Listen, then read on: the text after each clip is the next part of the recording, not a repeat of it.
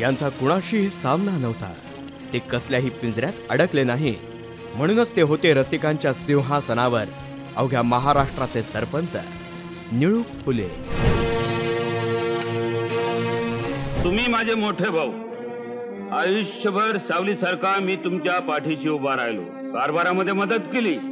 बाबासाहेब, काय फळ मिळालं? गुरुवा, देव आहे म्हणून गुरव नसतो. मी आहे म्हणून गाव आहे. देव आहे आणि तू सुद्धा. समजलास?